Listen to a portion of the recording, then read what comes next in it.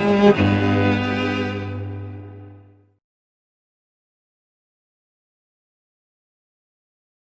afternoon, good evening and good morning, no matter where you are in the world having a watch.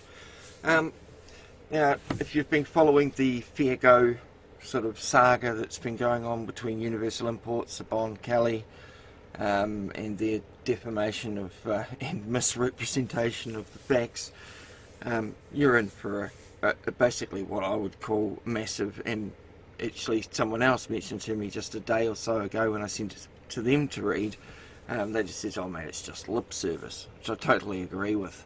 I haven't read much of it. I've only read halfway through the first page where it just says the decision. I'll get into the 8 pages of bullshit afterwards, but the decision's there at the start. So yeah, it wasn't surprising. It's exactly what I expected, and I'll read it out to you so you can all see. Alright, so it's from here, TVNZ. Alright, you can see that. 20th of December 2021, to me.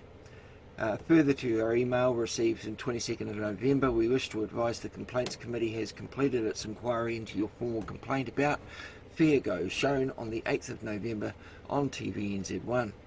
Your complaint has been considered with reference to Standards 9 and 11 of the Free-to-Air Television Code Broadcasting Practice. The decision. The Complaints Committee has not identified any breach of the relevant standards and accordingly declines to uphold your complaint. No surprises there, was there? The reasons or the decision are discussed below. The program. The Fair Go program of the 8th of November discussed the case of a woman who was allegedly being harassed by a West Auckland car dealer. Really, so who made those allegations? Sabon Kelly? Did she make them to police like she should have? There's a thing called harassment in New Zealand. No, she didn't. So why are you guys out there spreading shit that the police don't even have record of? Otherwise, I'm sure, being fair and balanced, you guys would show that evidence, wouldn't you? But no. Moving on. West Auckland car dealer, Universal Imports, and Andrew Peck. Really, so they're naming him. So Andrew, in their response to me through an OAA, through a complaint, they're defaming you because it's alleged. It allegedly doesn't get them off the hook. The woman had bought an older model Audi from the dealership without a pre-purchase check, and the car broke down after 2 weeks. The vehicle was repaired by the dealership, but it broke down again when she arrived home after picking it up. On advice from a lawyer, she rejected the vehicle under the Consumer Guarantees Act. It was repaired again by the dealership, but she was now unsure of its reliability and so had it checked by another mechanic and was advised that the vehicle had numerous faults. She then tried to again reject the vehicle under the Consumer Guarantees Act, but this request was ignored by the dealership. She made a complaint to the Motor Vehicle Dealers Disputes Tribunal. Ultimately, the tribunal found in the woman's favour. It is reported that while Universal Imports took back the vehicle and settled with this finance company, it ignored the tribunal's order to pay the woman back her money until Fair Go became involved. Well, is that right? So here they are trying to make themselves sound like the hero. Related to the difficulties that the woman had with the car and the car dealership, she also alleges that she and her family have been harassed online. Well, contact NextSafe then.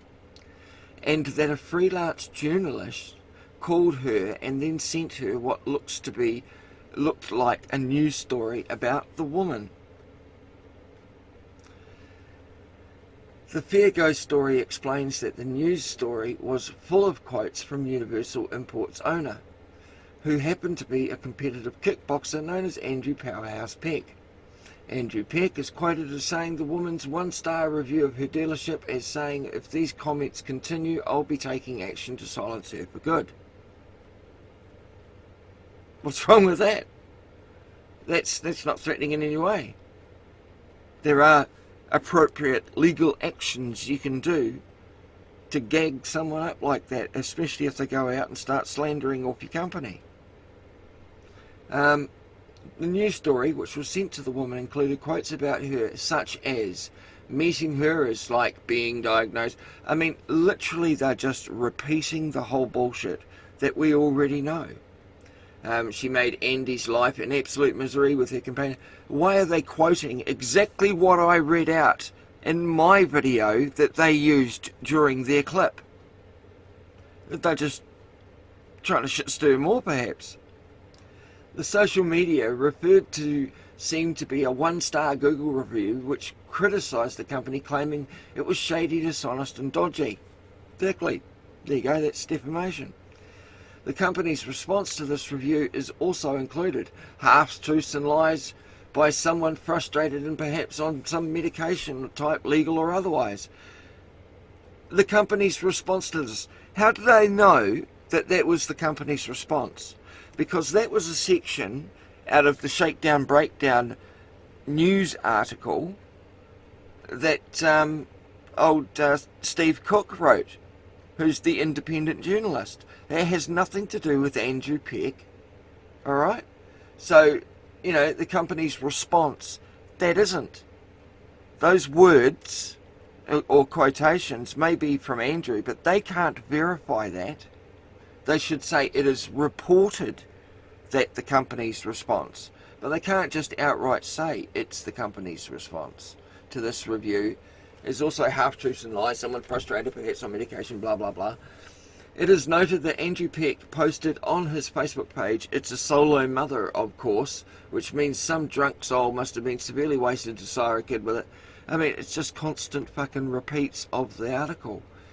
An email was also sent to Fairgo reporter when she sent an email to Andrew Peck and Universal Imports asking for comments on these issues. So what? Did the responding email have from Universal Imports at all? Did the responding email identify who the sender was? Because I'm pretty sure it was Steve Cook.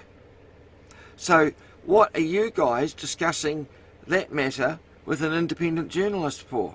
And then taking what he's saying as coming from Universal Imports. You are misquoting people. You know, it's absolutely disgusting.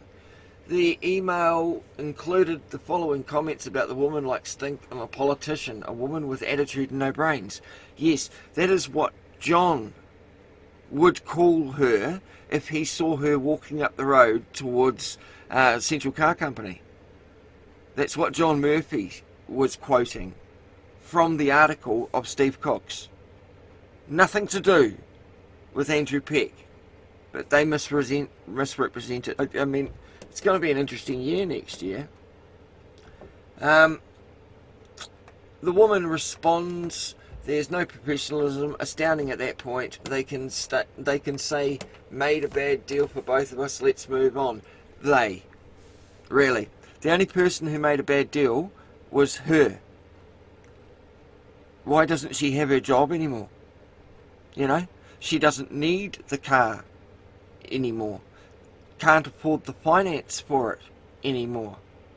Find any possible thing wrong with it so you can throw it back at the dealership and hope to get your refund and all the rest. Although you can't get your trade-in car back.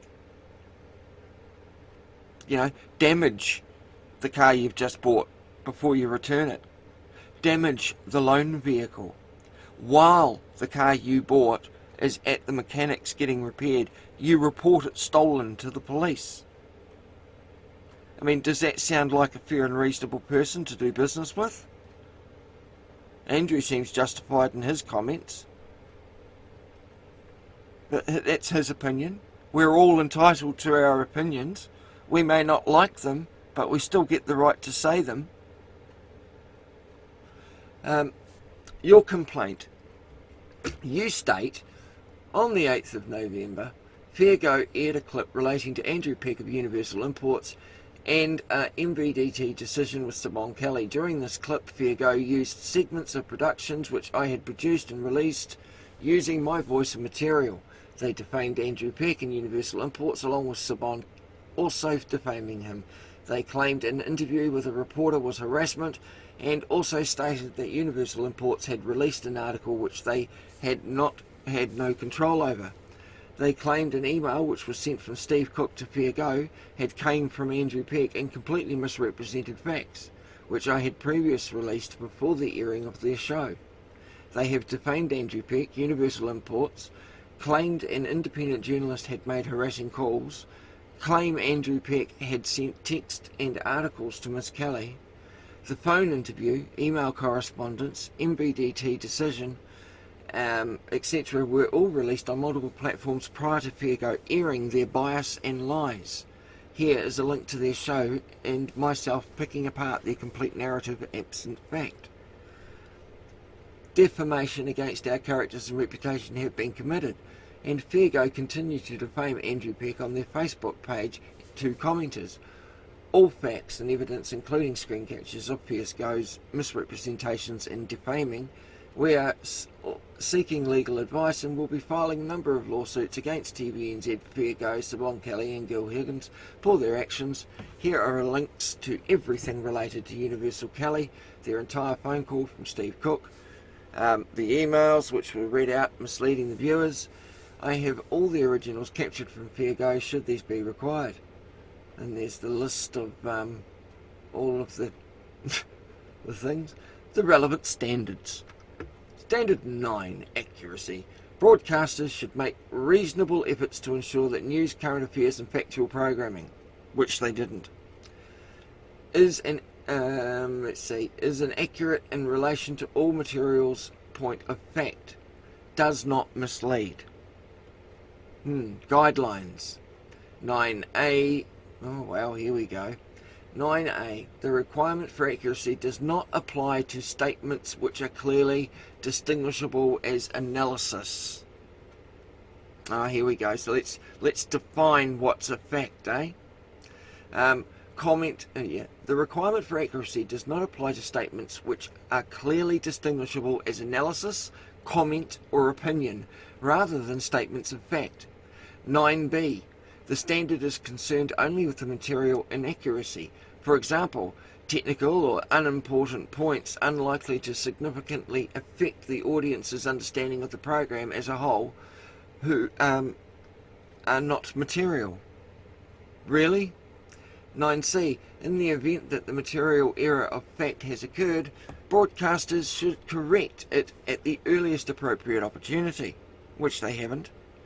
So they're trying to say that their reporter Gil, or Gilligan, is reading out an email that was sent to her from Steve Cook.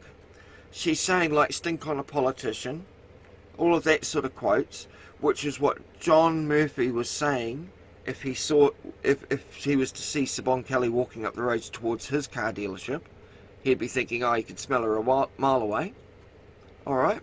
Nothing to do with Universal Imports, and she read that out and got a response from Siobhan in the lines of, there's just no professionalism there. So what does someone else's opinion of Siobhan Kelly, when he's talking to an independent journalist, have anything to do with Universal Imports? Because she's reading it out as fact. 9D, the assessment of whether the broadcaster has made reasonable efforts to ensure accuracy includes consideration of the following where relevant. The source of the material broadcast. Whether the program is produced by a reputable organisation or relies on an authoritative expert. Okay. Whether the broadcast was live or pre-recorded. Unless she got changed halfway through, it was pre-recorded. Whether there was some obvious reason to question the accuracy of the program content before it was broadcast. Well, yeah, you knew what the facts were and you completely misrepresented them when you broadcasted it. Whether the broadcaster sought and or presented comment, clarification or input from any relevant person or organisation, and the extent to which the issue of accuracy was reasonably capable of being determined by the broadcaster. Yeah, they could have said the independent reporter responded in email. Universal Imports chose not to respond to us at all. And we're just going to take other things from other articles and make it sound like that's his response to us. And she only got her money back because we stepped in. What an ego-driven pack of mongrels. The purpose of this standard is to protect the public from being significantly misinformed. Oh, fucking really. The audience may be misinformed in two ways. By incorrect statements of fact, yep, within the program, and or by being misled by the program. Yep, that happened too. Where statements of fact are at issue, the standards is concerned only with the material inaccuracy. Technical or unimportant points unlikely to significantly affect the audience's understanding of the program as a whole are not material. Being misled is defined as being given a wrong idea or impression of the facts, which is exactly what they frickin' did. You state, Fairgo used segments of productions which I had produced and released using my voice and material. Fairgo responds, a made-up news story was also sent to Siobhan's phone. It was full of quotes from Andrew Peck. Repeat, repeat. This is described in the program as the news story was full of quotes. Andrew Peck is quoted as saying of the one-star review. Fairgo used screenshots of the news story on YouTube. Oh, so that one's not a made-up news story? Or are you just saying that the news story that I put up on YouTube is just a news story versus the supposed made-up news story from Steve Cook? Because you're talking about two different news stories there. On YouTube, and the audio from that is from that recording. This was two instances, both occasions lasting approximately 5 seconds. Under copyright law, the fair dealing principle means Fairgo is able to use bits of a YouTube recording for news reporting purposes, which is what occurred. You state they claimed an interview with a reporter was harassment, and also stated that Universal Imports had released an article which they had no control over.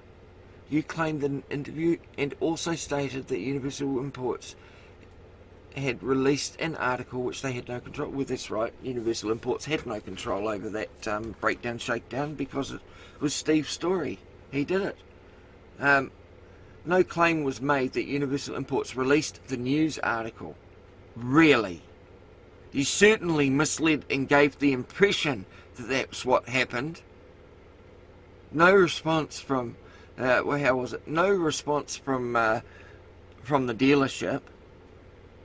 However, then a strange news article appeared. What, I mean... I think, given what's happened lately, and I'm tired, which is why I look like shit, I'm sorry guys, it is now Christmas Eve. Happy Christmas Eve. No claim was made that Universal Imports released the news article. It was described as a news story which had quotes from Universal Imports owner, which is correct. How did they verify that information? Did they ring up the reporter and say, were those direct quotes? Supposing that reporter was misquoting and saying things that weren't true, does that mean that just because they jumped off the cliff that TVNZ should follow? Like a lemming? Don't know, eh? Carry on. Page 5. You state they claimed an email was sent from Steve Cook to Fairgo and came from Andrew Peck and was completely misrepresented facts. Fairgo responds. Fairgo reporter Gil Higgins first emailed Andrew Peck from the Universal Imports, from the company Universal Imports, to explain its dealings with Siobhan Kelly on the 18th of October. That's 3 weeks' notice. So, on the same day, an email was sent to Mr. Peck's business associate, John Murphy. On the 19th, so he's a business associate, is he? On the 19th of October, these emails were followed up by a phone call and message to Universal Imports, who would divulge a phone number for Mr. Peck? Who wouldn't? Well, they're not entitled to one. So why on earth would he? I mean, it's like, sorry, if you've got more power than the police, because they can't even get your phone number if they're just ringing up asking. And if they're ringing up, you've already got the number. If you want someone's private cell phone number and want to bother them while they're overseas, fuck right off. I don't blame Andrew for not responding in the slightest. Good fucking job. You know, all he's going to do is give more fuel and more shit for them to turn a narrative into another lie and another misrepresentation. Where were we? But did give Fairgo another email address. So another email was sent on the 19th of October.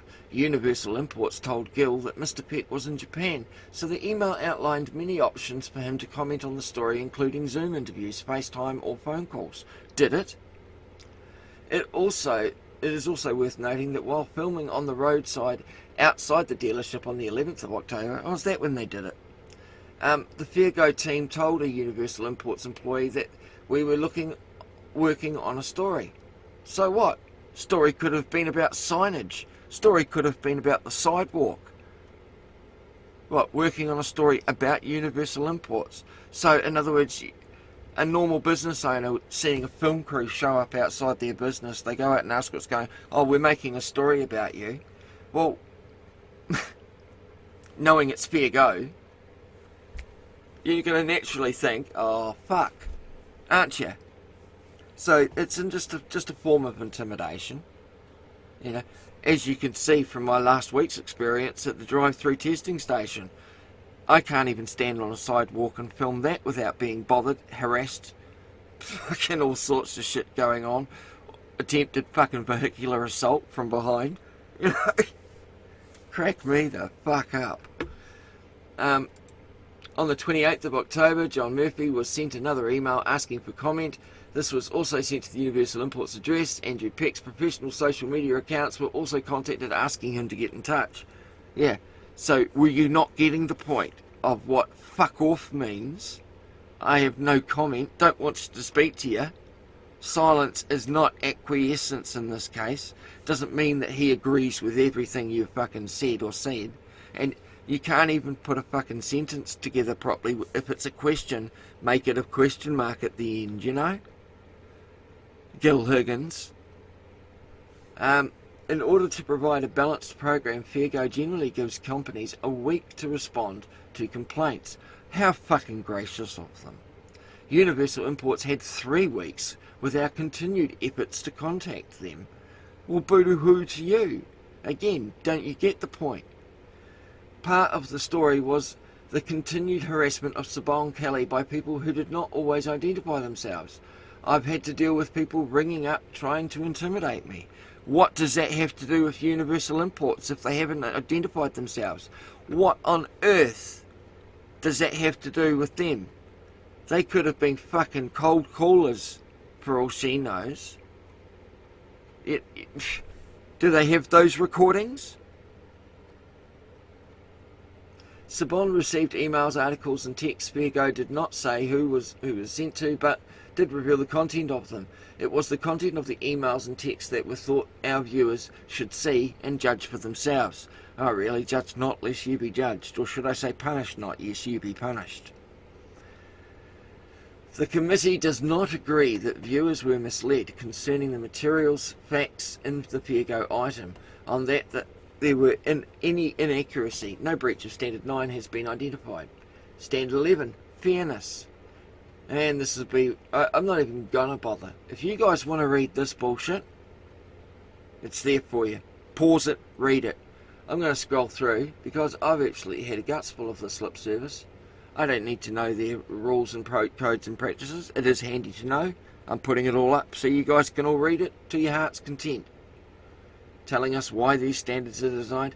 I didn't want a course in their bullshit. You state they defamed. Right. The committee's first note on that Broadcasting Act is not designed able to address these allegations of defamation, so they can't do anything about it. Well, why would they? I'm going to go to High Court over that one, so we'll see. We'll also note the Broadcasting Act 1989 does not regulate materials which published on Facebook. Really? That's good to know. So the Broadcasting Act 1989 has absolutely no power over what's published on Facebook. Very good to know. And so this issue cannot be addressed in this decision. You have not described which parts of the program you believe are unfair to Andrew Peck. However, the committee notes, really, the 8 videos and the emails I've sent you in detail outlining this, and you're saying I haven't identified them. You need to pull your dicks out of your asses, quite frankly.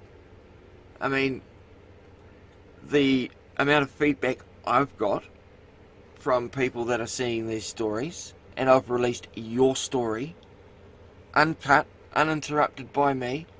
I've released your story, so there's fair and balanced reporting. Everybody can see what happened. I've released all of the information, and you are trying to say that I have not described it. Oh well. I mean, I think at this point, this committee couldn't find themselves out of a wet paper bag at this stage. Notes that the quotes which are given in the program are directly attributable to him, either through being on his personal Facebook page or credited to him on the news story. Really? Well, the comments on the email that Gil read out weren't from him at all. So why did Saban act like they were? As discussed under accuracy, Fairgo used screenshots of the news story on YouTube and audio from that recording. This was 2 instances, both occasions lasting repeat yourselves. Means Fairgo is able to use bits. Yeah. Whatever. Seen that. The outcome of the motor vehicle dealers. Yep. We all know this. In the course of researching this, Fairgo advises the following contacts were made both. Yep. Whatever. You know, this is all lip service. I'm sure someone got paid a nice little penny to write and put all this together. Probably not something they wanted to do, but not that I really give a fuck. No breach of Standard 11 has been identified. Really. Again, you wouldn't know a breach if it fucking started leaking out of your asshole. In accordance with Section 7.3 of the Broadcasting Act, you are hereby notified it is your right. Is it really? So you're going to start telling me what my rights are too. I'm not asking for legal advice, so you can shove it up your ass. Yeah, you can go to the Broadcasting Standards Authority. This is TVNZ responding. This is TVNZ's committee that deal with the complaints. This is not BSA, alright? BSA is who I can now go to because I've got this pathetic response from them. And they aren't getting the points. I don't know how else to say it other than in multiple videos that show every point I'm trying to make. So, you know, why doesn't somebody ring up me, the complainant, and ask me some questions? Don't want to be on film? Don't want to be on audio recording? What is it? Anyway, yours sincerely, the Complaints Committee. Don't even sign it. Don't put a name on it. Just be some ambiguous fucking name, Complaints Committee. Well, I'm disgusted. They can, you know, enjoy the fact that I may print this out just for the sheer fact of wiping my ass on it. That's all I have to say. Have a good Christmas for tomorrow, everybody. Merry Christmas, ho ho ho. If you see any fucking fat ass bastard in a red suit flying around your area, shoot the cunt. Alright? Nobody wants a dirty old man with a red sack creeping into your kids' bedrooms, do they? You know? Exchanging gifts for what? It's one of those many lies that are perpetuated to get shitloads of money out of a made up fucking bullshit story. You know? But humbug. Anyway, enough of me. I don't mind Christmas. My kids love it. My wife loves it. Me, I'd as soon have a pie. Anyway, guys. Merry Christmas. I'm sure I'll be making another video before the end of before New Year's comes, so I'll deal with that. And I just finally, I'd like to put a little special thank you out there to the people, and they know who they are, that have donated very generously, I might say, occasionally. They really do make all the difference. It gives me a bit of support to want to go out and do more. You know, the price of gas these days is crazy, so just driving around sometimes to these places costs a bit to do. So yeah, I totally and humbly say thank you for all of the donations, and I won't mention any names. They may want their privacy, so I'll respect that. But they know who they are, and yeah, a big thank you and Merry Christmas to them especially. Thank you, guys. Alright, so see you before New Year's. Bye now.